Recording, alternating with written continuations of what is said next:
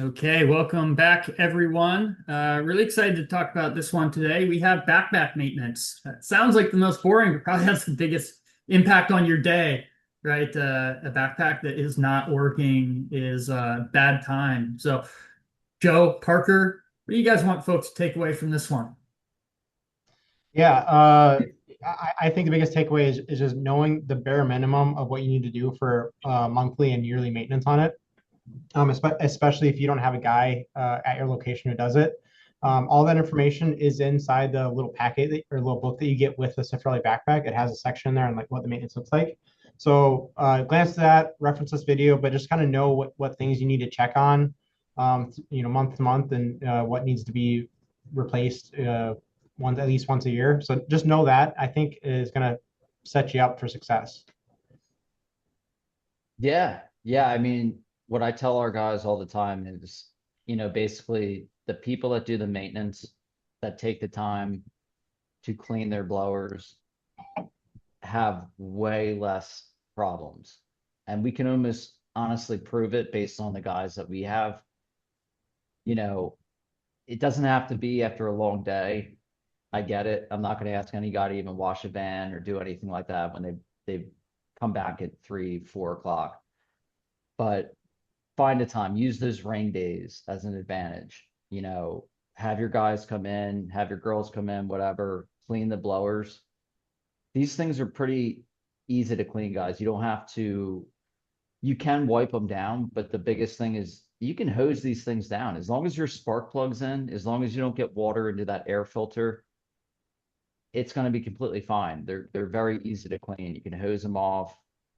If they're dirty, they're going to overheat, and then you're going to be sitting there pulling it a million times. Depending on where you are in the country, the fuel can play a big factor, but the biggest issue here is half the blowers that we see, especially in training, are in disarray. They're dirty, the filters are dirty.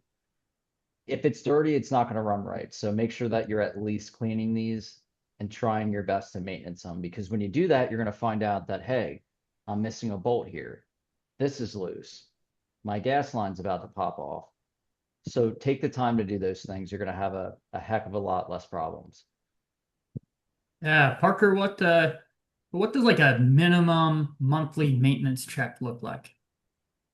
Yeah, like Joe just said, giving it a good wash or wipe down. We do kind of go in there and wipe everything down and make it look nice and neat, just because it looks better from a certain perspective. But yeah, you can straight up close it down, and you don't have to get like super nitty gritty with it. So make sure you're doing that at least once a month. Inspecting all the bolts, so the mufflers, make sure everything's tightened down really nice. These things vibrate a lot, and so over time that can loosen things up, and that's air gets in the system, oil starts leaking. That's where the problems start to arise. So making sure you're checking those fuel lines. Again, you want to check those with how hot the backpacks get and then how cold they get in the winter. The fuel lines will expand and contract a lot. And so over time, those can start cracking. So you just want to inspect those, replace them as needed. Because if you catch it early, you can get it on there. You don't have to deal with that out in the field. Make sure that fan cover, which is the cover that's right behind the backrest, make sure that's clear. That'll get gunked up with grass clippings, leaves, dirt, pollen, you name it. You'll see things like caked on in there. So take that out. What we do is we have like a bucket, put a little Dawn soap in it, and we literally just swish it around in there and then wipe it down and put it back on after it dries. It's super quick and easy. Make sure you clean the air filter too, at least once a month.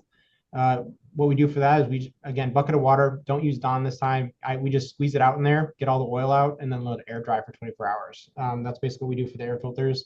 That's for the foam ones. I don't know if anyone uses the paper. The paper we've never used, so that's a little bit different. But you can reuse the foam ones, the black ones, and then make sure you're adding seafoam at least once a month to help keep the carburetor clear, especially towards the end of the season when it's about to be winterized and not used for all season. So that's kind of month to month, and then I'd say at least once a year change the fuel filter, which is inside the gas tank. And I don't know if Joe has anything to add to that, but that's kind of our maintenance schedule. Yeah, I mean, to go back to what you said about the actual, instruction manual that comes with it, it's going to tell you everything from what to maintenance, monthly, weekly, yearly. It's also going to tell you how to winterize the machine. If you're in a climate like New Jersey where it gets, hot as hell, high humidity, which means moisture, you know, and then super freezing temperatures, like this past year, read that instructional manual. It's going to tell you, okay, if you're in a basically a weird climate, you know, you can pull the spark plug, put a couple drops of oil of your 50-to-1 oil in there, pull it, it's going to keep that cylinder from rusting. But that's literally in the manual, but the bottom line is this is how you're making money. Everybody's had blower issues and it sucks. It really sucks. But when you're cleaning that blower, and I say this in training all the time, take off the cover, look at everything. If you don't know what you're looking at, take a picture of it before you actually try to change it or attempt to fix it. Take a video of it.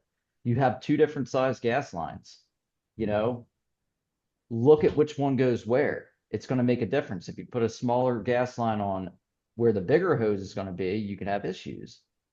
So you need to really get to know it, but a lot of things you don't need to be a mechanic or have a degree in small engines to fix. You can look at it and be like, okay, like Parker said, these things vibrate like crazy. If a hose, if a gas line's touching a throttle cable, it's going to vibrate. And eventually you're going to start to see it almost completely cut through it. Same with wires. If you can't shut off your blower, a wire probably came loose or cut through. It's bound to happen. We use the hell out of these things. So take it apart, not take it apart. I shouldn't say that. Take the cover off, look at it, take a picture of it if you have to, and kind of go from there. That's how me and Parker started. Yeah, the learning part of it definitely happens over time. We did not master this in like a week or a year even. It's stuff that issues pop up and over time you might figure out what's causing that, and then you incorporate that into what you can check next time. And so it's something that's like when you first start out, it's very much a situation by situation basis.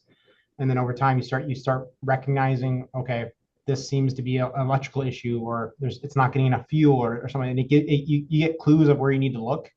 But yeah, it definitely happens over time. Don't neglect it. 90% of the problems you're going to have is from lack of maintenance. There was something you said that I was going to add on to it. If you forget to take a picture of it, one thing I used to do was I'd go look at a working backpack and see if I could see any differences between a working one versus a broken one, and often not. Because when you first pull it off and you don't know what you're looking at, it's very intimidating because there's a lot going on. You don't know how it works. So that's something I did. You can just like, oh, this is different on this one. Is this the issue? And then sometimes you're right. And so, yeah, just don't be afraid to get your hands dirty and to start looking into it. If the backpack's already broken, you're not going to break it anymore. You know what I mean? So take some time to kind of try some things, and just see what works. And as you learn things, start, applying that going forward. And I'm curious, like there's a level that all technicians should be at with all the cleaning and stuff. At what point should someone say, hey, you know what? I'm not the right person to fix this. Maybe there's someone in the office or a repair shop or an owner who does that. Like, at what point should someone raise their hand and get some help?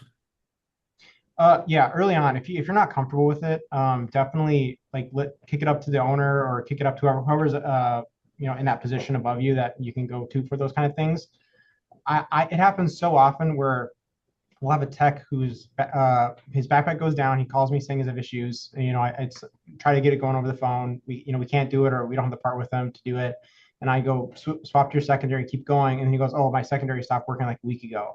And it's like, let us know. You know what I mean? Like, so if you start having issues, even if the backpack starts like behaving differently, like obviously you don't have to text someone every time it hiccups or something like that. But if you start noticing a pattern or start doing something, report that to whoever is doing the maintenance, or whoever's in charge of like whoever's above you, because they might know something that like, oh, that could be a bigger issue than what's going on, and it could, you just want to get ahead of it before it could be a simple fix that could turn into a bigger issue. So communicate what's going on. If you notice anything that's weird, even if you don't think it yourself that it's a big deal, you don't know. So very early on, I'd say if you're getting having issues, communicate that with a higher up. And Joe, Yeah. what advice do you have for people who may be getting into this for their first time? Maybe this is their first season and they're learning some of this stuff. Yeah, I would say try to really simplify things. You know, for the owners, you should have repair tags. You know, they sell a million different types on Amazon. Have them there. You're not always going to be. You might not be in the shop, you might be in the office. It's so easy to miss a technician. So make it super easy for them. If they have issues, have repair tags they can grab. We tell them, we understand they don't know, they might not know small engines. This may be the first mist blower or backpack blower they've ever put on. So we tell them, put a simple note, made a popping noise, randomly shut off, made a loud bang. I mean, you name it. It's simple things like that. Tag it and leave it there. You know, for someone that does know what they're doing with the blowers. But you have to get into good habits like that. Yeah, you might have to stay on top of guys. There's plenty of times I just have blowers laying there. I have no idea what's wrong with them. So you have to really stress that if you have blower issues. And like Parker said, the backup blower, my God, that's like the number one thing. That thing's been broken for 2 months. And the blower, their main blower's been running awesome, but they don't incorporate or think about the time when that's not going to work. So, and that comes down to just, you know, good ownership, stay on top of stuff like that, but also make it easy, make it simple for them to actually tag their own blower. Essentially, ideally, I should say, drain that blower before you bring it for maintenance because they're heavy as hell. But make it easy, get into good habits like that, and the technicians will do it. That's what we've learned over the years. So Awesome. This has been great information. If you have questions about blowers or a specific piece that we've covered here and you want more information, throw it in the chat. We'd love to talk to you, love to hear more. For right now, this is the end of this episode, but we're looking forward to our final episode of the season coming up last, which will be all around your vehicles. We'll talk to you guys soon. Thank you.